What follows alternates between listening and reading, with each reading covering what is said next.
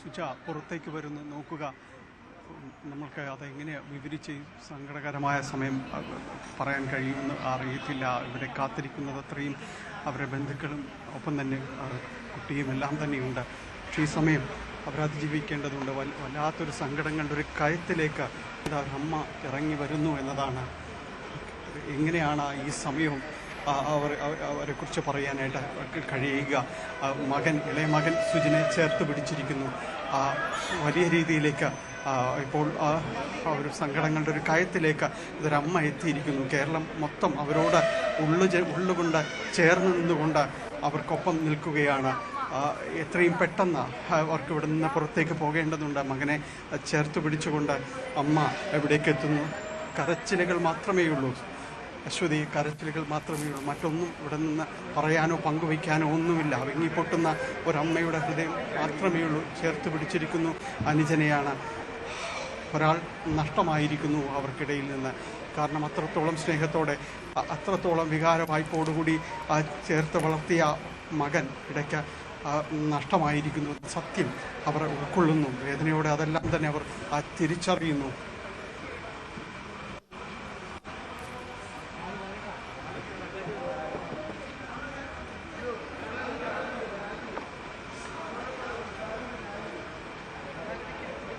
ഇടിക്കില്ല അമ്മ പോയി കഴിഞ്ഞപ്പോൾ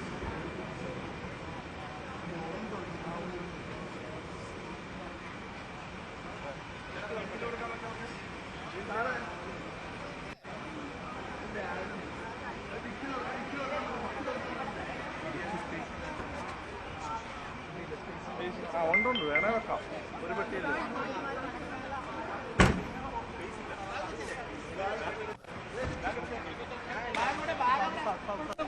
അവിടെ ഉണ്ടല്ലോ.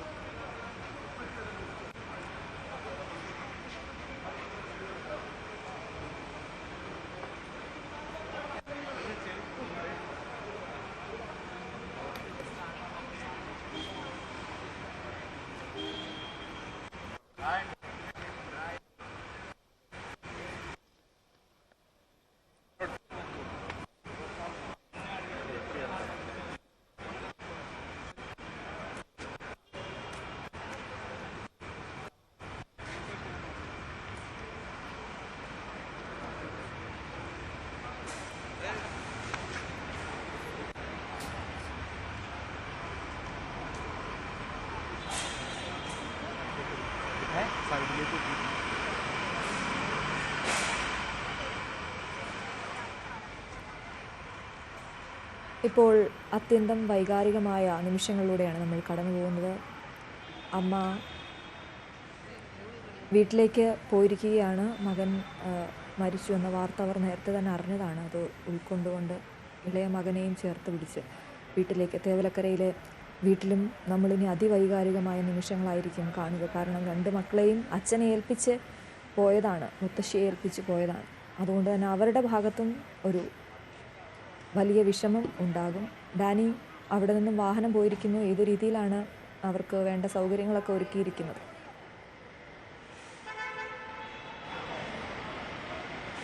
ഇവിടുന്ന് വാഹനം പുറപ്പെട്ടിരിക്കുന്നു. അനുജൻ ഒപ്പം തന്നെ പോയിരിക്കുന്നു. നമുക്കൊപ്പം അൻവർ സാത്ത് എം എൽ എ കൂടി ചേരുന്നുണ്ട്. മറ്റു ക്രമീകരണങ്ങളെല്ലാം ഇവിടെ പൂർത്തിയാക്കി. അല്ല, ഇവിടെ അവർ വണ്ടിയിൽ പോയി അങ്ങോട്ട് എത്താനുള്ള സംവിധാനങ്ങൾ ചെയ്തിട്ടുണ്ട്. പിന്നെ വലിയ എസ്കോട്ടൊന്നുമില്ല. പോലീസ് അവർ ക്ലിയറൻസ് കൊടുക്കാൻ പറഞ്ഞു. വണ്ടി നമ്പർ കൊടുത്തിട്ടുണ്ടെന്ന് പറഞ്ഞപ്പോൾ വണ്ടി ക്ലിയർ ചെയ്ത് വിടും എന്നാണ് ഇപ്പോൾ പറഞ്ഞിരിക്കുന്നത്. അതായത് അദ്ദേഹം പറഞ്ഞത് മറ്റ് ക്രമീകരണങ്ങൾ, ഔദ്യോഗികമായ ഒരു ക്രമീകരണങ്ങൾ വാഹനത്തിന് ഇല്ലെങ്കിൽ കൂടിയും പോലീസുകാരുടെ ഒരു നിർദ്ദേശവും കാര്യങ്ങളും എല്ലാം തന്നെയുണ്ട്.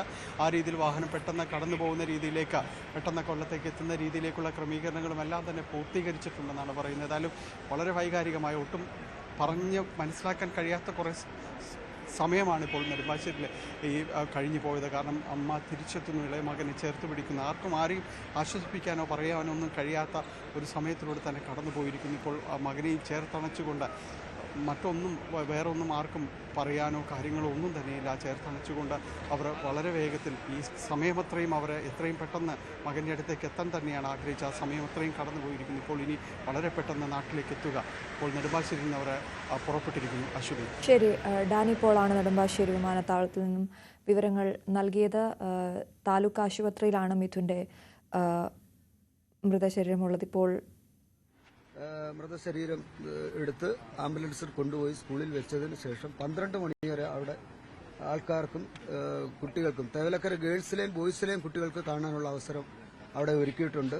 പന്തലെല്ലാം ക്രമീകരിച്ചിട്ടുണ്ട്. വേണ്ടുന്ന എല്ലാ നടപടികളും പൂർത്തീകരിച്ചിട്ടുണ്ട്. ഇവിടുന്ന് 10 മണിക്ക് വിലാപയാത്രയായിട്ടാണ് പോകുന്നത്. എല്ലാം ക്രമീകരിച്ചിട്ടുണ്ട്. അമ്മ എയർപോർട്ടിൽ വന്നിട്ടുണ്ട്. അവിടുത്തെ ഫോർമാലിറ്റീസ് ഉടനെ തീർക്കുമെന്നാണ് പറഞ്ഞത്. അവിടെ നിന്ന് തന്നെ വിളിച്ചിരുന്നു. അപ്പോൾ അതിന്റെ അടിസ്ഥാനത്തിൽ നമുക്ക് ഇതെല്ലാം വളരെ വേഗത്തിലാക്കാൻ കഴിയും. ശരി, ശരണ്യ സ്നേഹജനിലേക്ക് പോകുന്നു. ശരണ്യ, വിലാപയാത്രയായി അവിടെ നിന്ന് 10 മണിയോടെയാണ് പുറപ്പെടുക എന്നാണ് മനസ്സിലാക്കുന്നത്. ഇപ്പോൾ അമ്മ സുജ നെടുമ്പാശ്ശേരിയിൽ നിന്നും വീട്ടിലേക്ക് പുറപ്പെട്ടിട്ടുണ്ട്.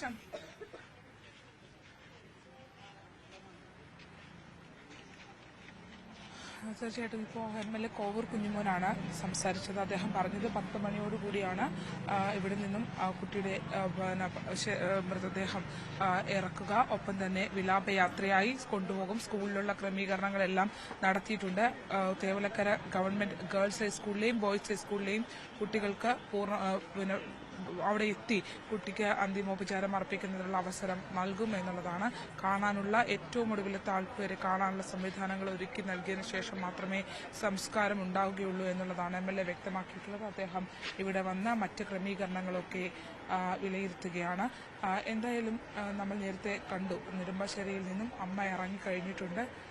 അമ്മയ്ക്ക് ശ്രുതി താങ്ങാനുള്ള ശേഷി കൊടുക്കട്ടെ എന്ന് മാത്രമേ പറയാൻ കഴിയുള്ളൂ. അത്രമേൽ ഇവിടെ നിന്നുള്ള ഒരു യാത്ര, ഇത്രയും നേരം സ്വന്തം വിഷമങ്ങളെല്ലാം ഒതുക്കിപ്പിടിച്ച് ആരോടും പങ്കുവെക്കാനാവാതെയാണ് അവർ കുവൈറ്റിൽ നിന്ന് നെടുമ്പാശ്ശേരി വരെ യാത്ര ചെയ്തത്.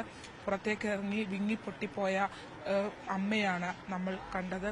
നമുക്കറിയാം ആ അമ്മ മനസ്സ് എത്രമാത്രം ഇപ്പോൾ വേദനിക്കുന്നുണ്ടാകും എന്നുള്ളതറിയാം.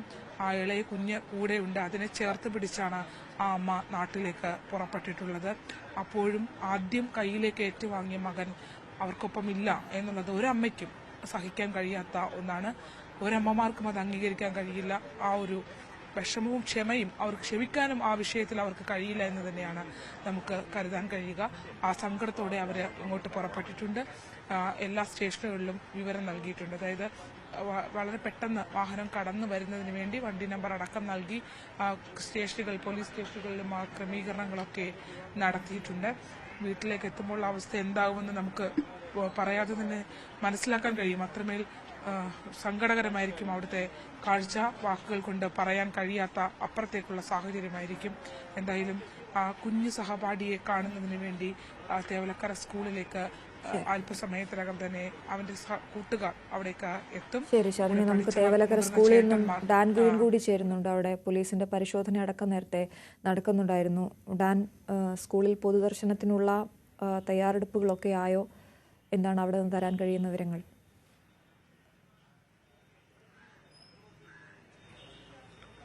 വികാരനിർഭരമായ രംഗങ്ങൾക്ക് അല്പസമയത്തിനകം ഈ തേവലക്കര ബോയ്സ് ഹൈസ്കൂൾ സാക്ഷ്യം വഹിക്കും. കാരണം വളരെ വൈകാരികമായൊരു ആത്മബന്ധം അധ്യാപകരുമായും ഒപ്പമുണ്ടായിരുന്ന സഹപാഠികളുമായും എല്ലാം കാത്തു സൂക്ഷിച്ചിരുന്ന ഒരു 13-കാരനാണ് മിഥുൻ. ആ മിഥുനെയാണ് അപ്രതീക്ഷിതമായി ഇപ്പോഴും ഈ നാടിന് ഉൾക്കൊള്ളാൻ, ഈ സ്കൂളിന് ഉൾക്കൊള്ളാൻ കഴിഞ്ഞിട്ടില്ല മിഥുൻ നഷ്ടമായെന്ന കാര്യം. അതുകൊണ്ട് ചുറ്റിലും, അതായത് മിഥുന്റെ ഓർമ്മകൾ ഇവിടെ ഇങ്ങനെ തളം കെട്ടി നിൽക്കുകയാണ്. അങ്ങനെ ഒരു സ്ഥലത്തേക്കാണ് ഏറ്റവും വേദന നിറഞ്ഞ ഒരു സാഹചര്യത്തിൽ മിഥുന്റെ മൃതദേഹം അവസാനമായി തന്റെ സഹപാഠികൾക്ക് അതോടൊപ്പം അധ്യാപകർക്ക് ഒരു നോക്ക് കാണുന്നതിന് വേണ്ടി അല്പസമയത്തിനകം ഈ സ്കൂളിലേക്ക് എത്താൻ ഇരിക്കുന്നത്.